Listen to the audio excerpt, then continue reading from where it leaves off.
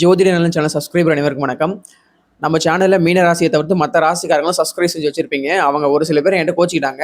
நீங்கள் எப்போ பாரு மீன ராசி பற்றி மட்டும்தான் பேசுகிறீங்க, மற்ற ராசியெல்லாம் கண்டுக்கிறதே இல்லை, நாங்கள் கஷ்டப்படலையான்ற அளவுக்கெல்லாம் கமெண்ட்டில் வந்து கொஷின் கேட்டிருந்தாங்க. கண்டிப்பாக நியூ இயர் பிடிச்சி நான் 12 ராசிகளுக்கு சொல்கிறேன் தான் சொல்லியிருந்தேன். எனக்கு கொஞ்சம் நேரம் இல்லாமல் இருக்கனால நான் பேசலை. இந்த வீடியோவில் நம்ம 12 ராசிகளுக்குமே நியூ இயர் பிடிச்சுன்னு சொல்லுவோம்.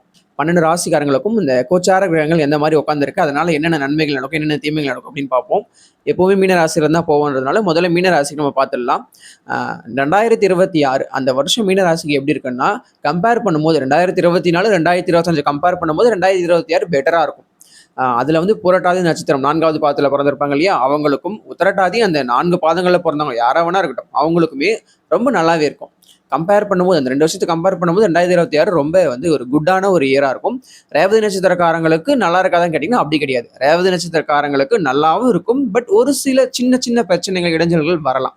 இதெல்லாம் பெரிய அளவுக்கு நடந்துடாது. அதாவது உத்திரட்டாதி கஷ்டப்பட்ட அளவுக்கு ரேவதி கஷ்டப்பட மாட்டாங்க. நீங்கள் தைரியமாக இருக்கலாம், நம்பிக்கையாக இருக்கலாம். ஆக மொத்தம் 2026 மீனராசிக்காரங்களுக்குலாம் எப்படி இருக்குன்னா, நம்ம வாழ்க்கையை நோக்கி ஓடக்கூடிய, வாழ்க்கையை நோக்கி முன்னேறக்கூடிய எல்லா விஷயங்களும் அதற்கான கதவுகள் எல்லாம் திறக்கப்படக்கூடிய ஒரு வருஷமாக இருக்குது.